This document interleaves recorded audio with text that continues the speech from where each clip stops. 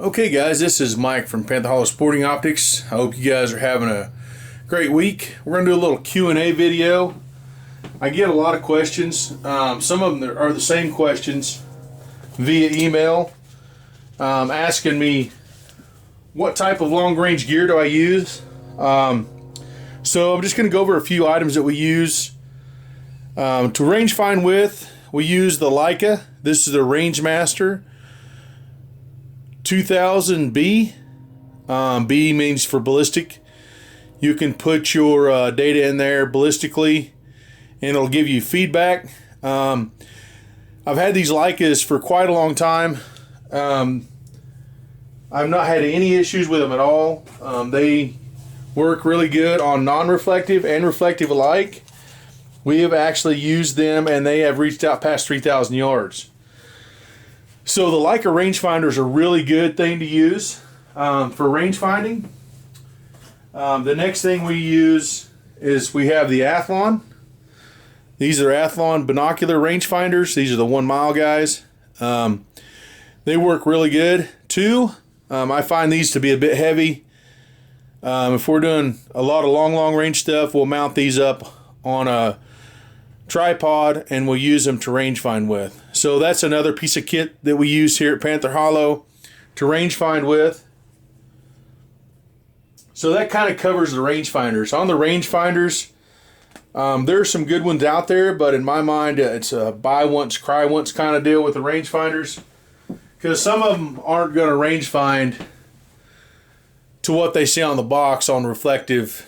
They will on reflective, but non-reflective items. Okay, so the biggest thing is that we use is obviously the 6GT. We use 2 loads. That's a 105 grain burger. Actually, sorry, 3 loads. That's a 105 grain burger. We load the 109 burger target hybrids. And then we'll also run the 108 Hornady ELDXs. I'm sorry, ELDMs. The Hornady ELDMs. These 2 cartridges are sitting on 33.5 grains of Varget. The overall length here would be something you'd need to figure out with your particular gun and barrel. With bench rest primers, we have a lot of good luck with that load. It seems to work really good for us. The burgers are better at past the 500 to 600 yard mark than the Hornadies, just because they got better BC.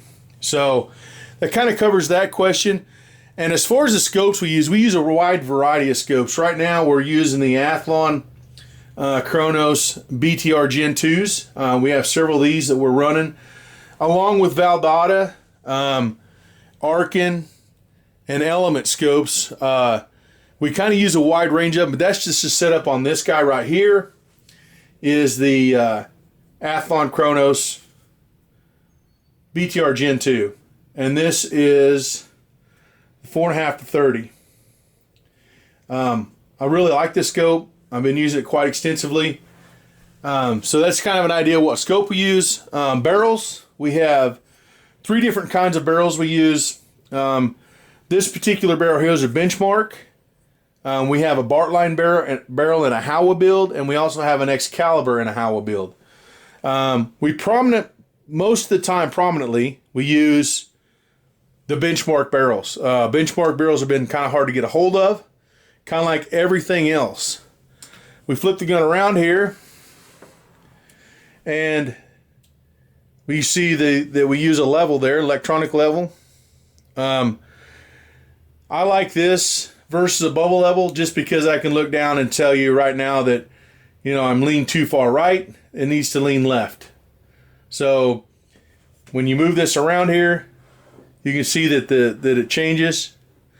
So that's a really good item too. I know they're kind of expensive, but it just depends on if you want the leg up on the next guy or not. If you're not trying to stare at that level, if you just seen the green light and you got to pull the trigger, I mean, that's pretty good indication that you're going to be a little bit faster than a guy with a bubble level.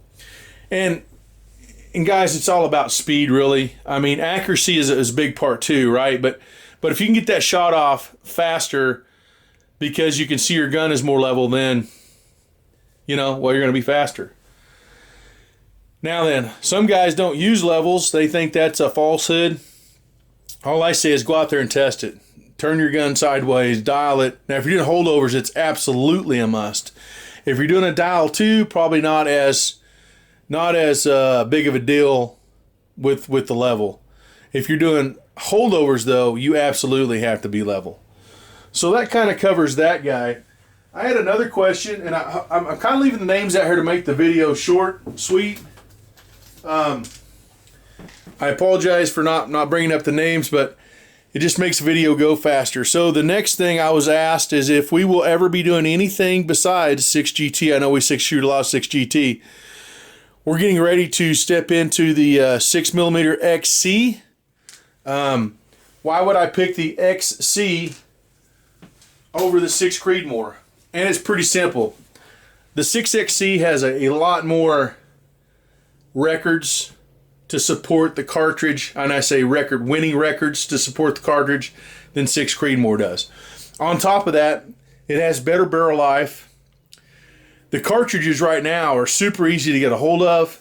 I have all the stuff that I need to reload since it's a 6mm, and plus I will be able to shoot the 115 grain bullet and not worry about trying to do that in this and maybe doing an overpressure because of powder. So that's kind of the reason we're looking at the 6XC. I think it's going to be a good complement to the 6GT. We've had a lot of good luck with this cartridge. All the guys that shoot with us are switching over to the 6GT. It's a great cartridge. We use it a lot, and we win a lot with it. Back to the 6XC. The 6XC is just a little bit bigger than the 6GT. It kind of reminds you of the 6 Creedmoor. So let's look at the brass here.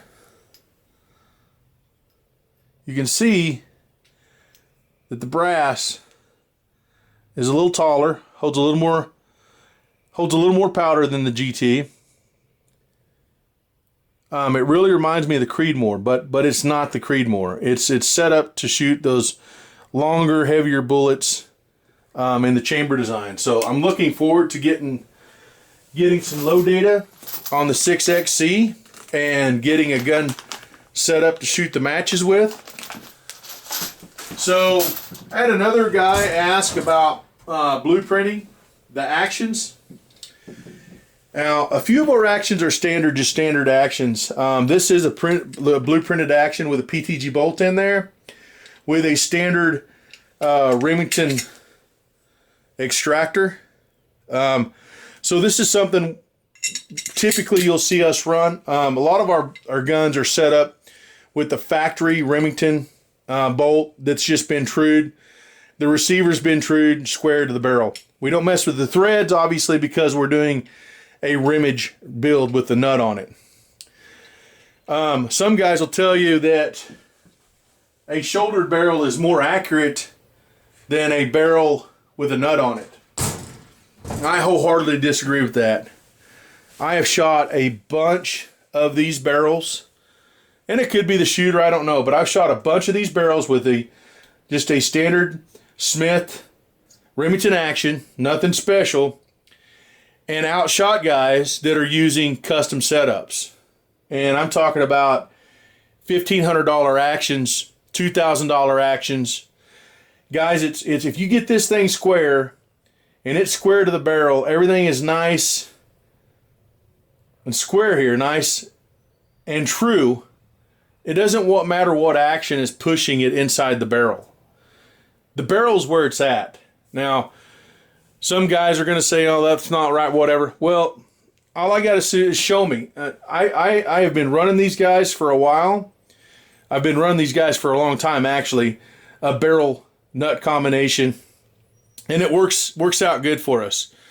We can hand load for them. They're easy to hand load for, and they just flat work. So that kind of answers that question. Why do we use a barrel nut combination and not a shoulder barrel? The other thing is with a barrel nut combination, you can change it out at home. All you need to set a headspace gauge. It's super simple. There's nothing to it. With a shoulder barrel, you have to have your gunsmith torque it on there for you, or actually thread it on there for you. So I'm not a gunsmith. I know a lot about smithing, but I don't have a lathe setup. So this is why I run this particular setup, is because I can show our younger shooters how to swap out barrels and they can do it themselves, no problem. It's an easy deal. So that kind of covers that. I had a question about the Bog Pod. I use this primarily for hunting. I haven't had it to any matches yet. We're going to be shooting some matches with the Bog Pod here coming up. And several people asked me about the golf ball.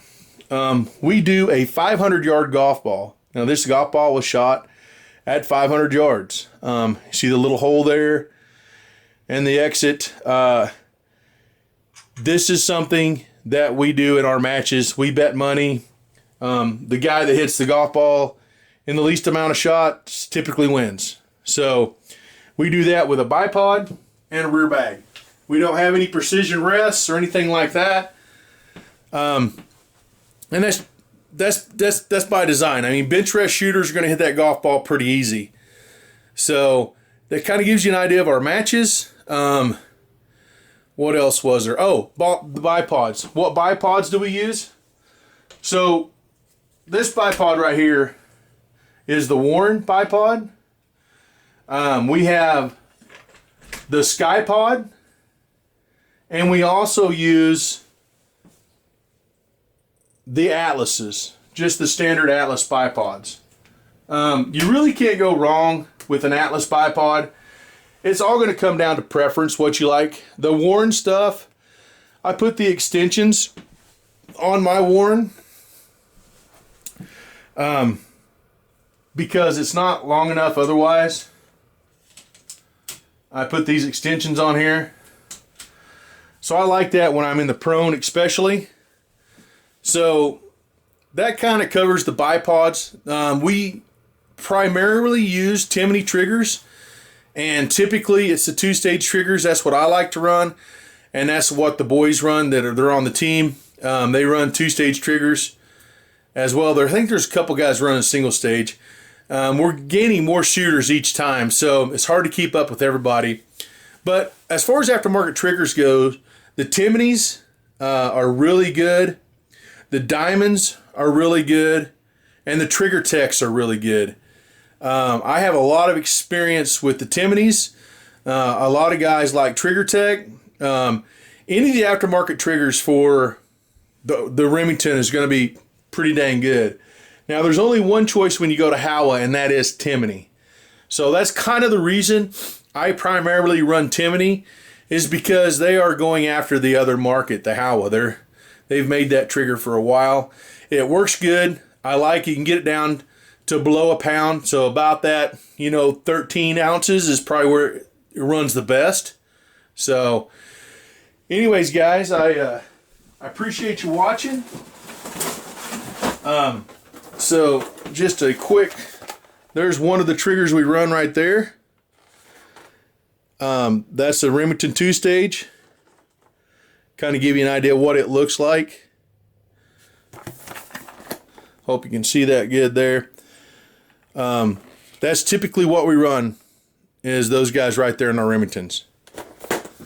Again, like, share, subscribe. I appreciate all the emails. I appreciate the comments. If I didn't get to your question, I'll get to it in the next video. Just trying to keep the video short. Again, I appreciate you guys watching. You guys have a great week.